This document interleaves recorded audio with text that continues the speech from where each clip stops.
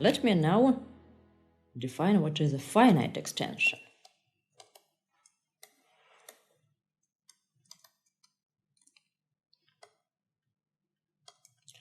L is said to be a finite extension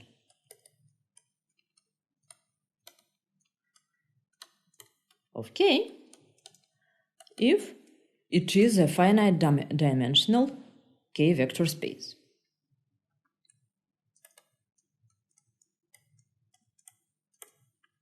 Well, the dimension of L over K is called the degree of the extension.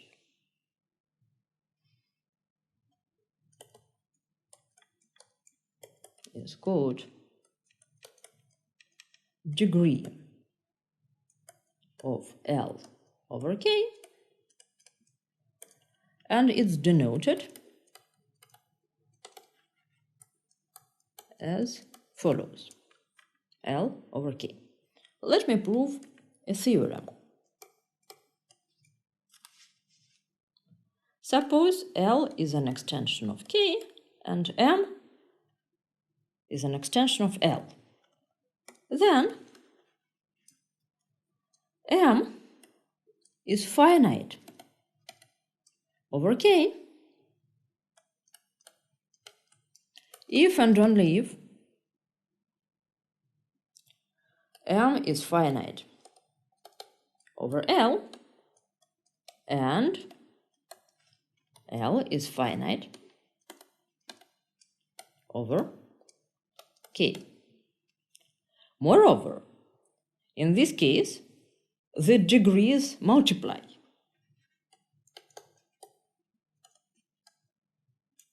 The degree of M over K is a product of the degree of M over L and the degree of L over K.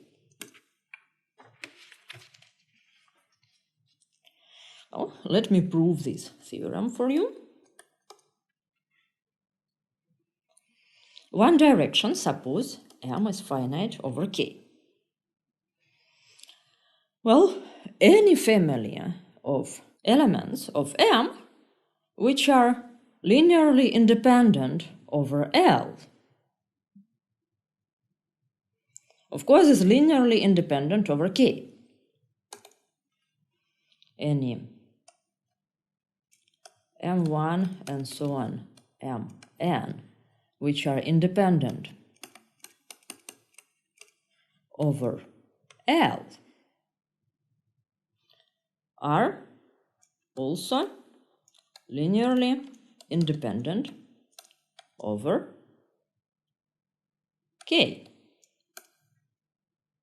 This is obvious because what is linear independence? This is non-existence of linear combinations with coefficients from L or from K, which is 0.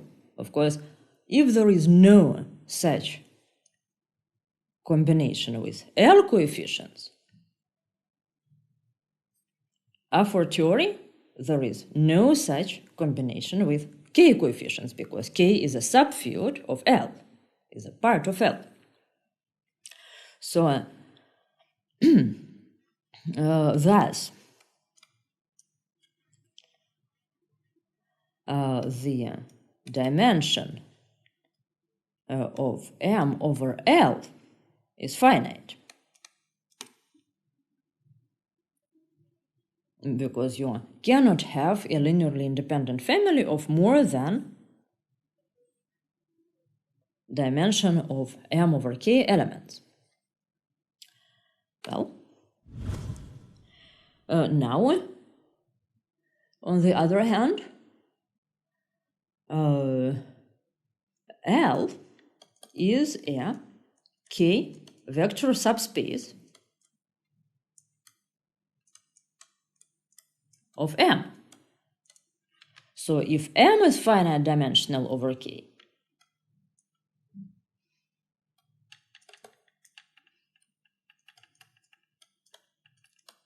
then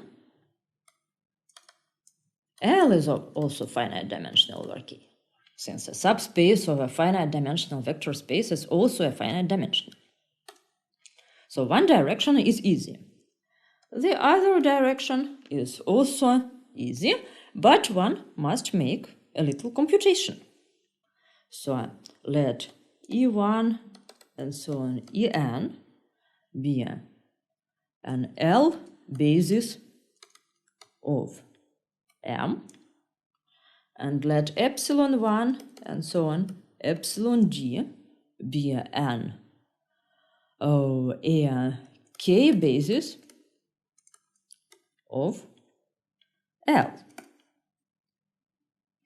So let us prove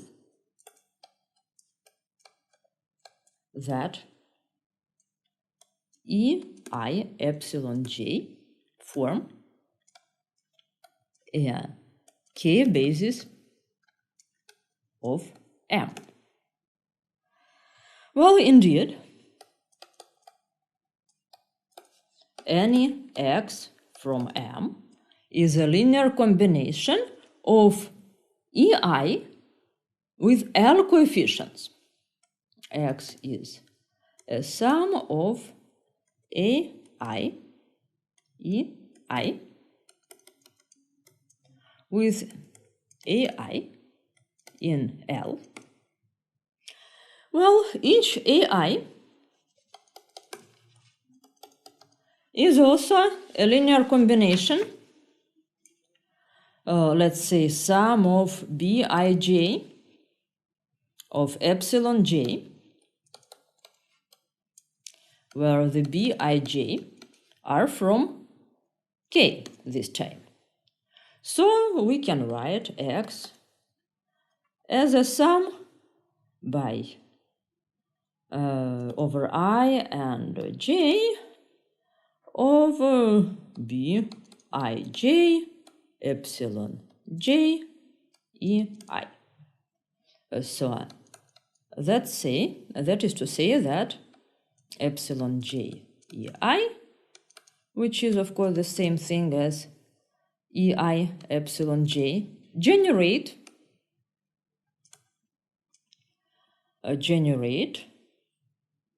M over K. And we only have to check that these are linearly independent over K. So on the other hand,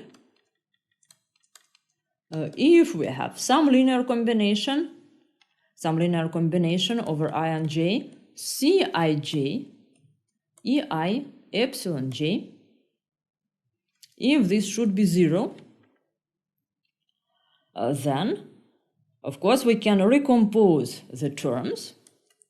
Then we have a sum over I, a sum over j, Cij epsilon j, EI is 0, but EI, so these coefficients are in L, right?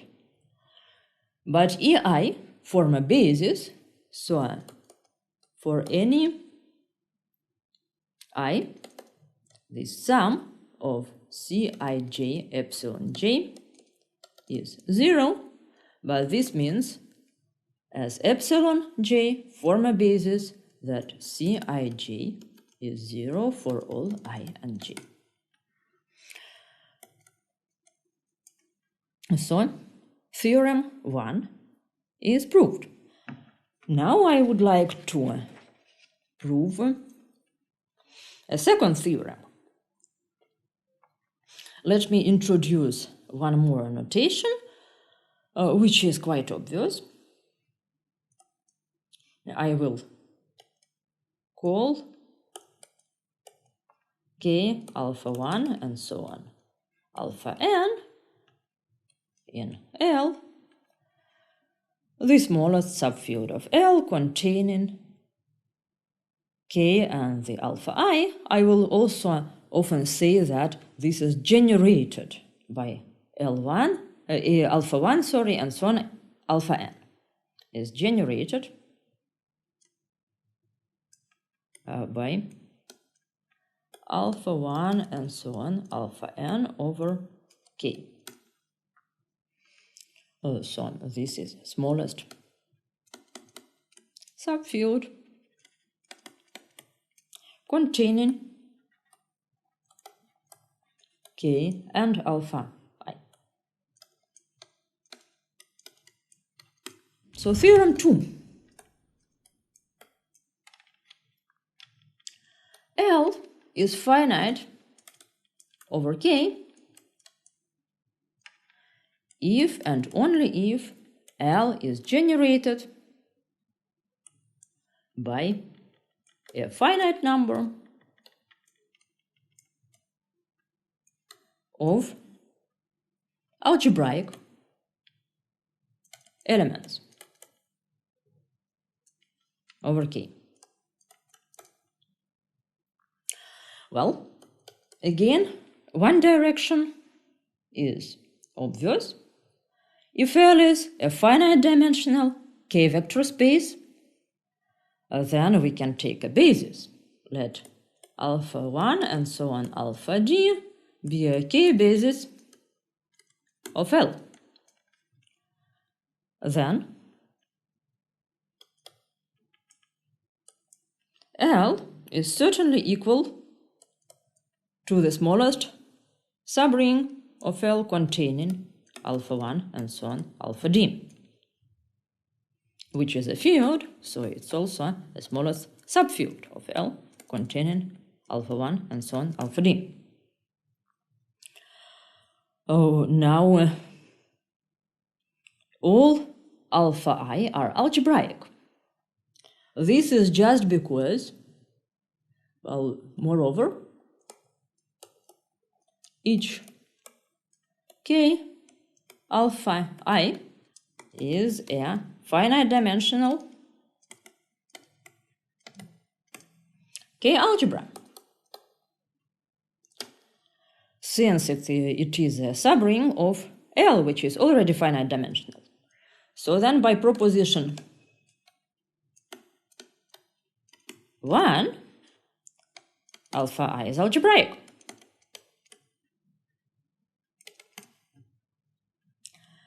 Well, in the other direction, it is also not difficult. We have k alpha 1 is finite dimensional over k alpha 1 alpha 2 is finite dimensional over k alpha 1 and so on, k alpha 1 and so on alpha d is finite dimensional over k alpha 1 and so on alpha d minus 1.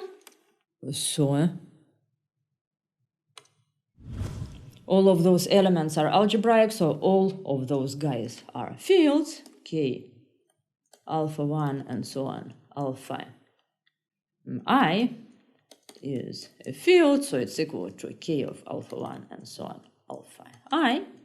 And now just use theorem 1 to conclude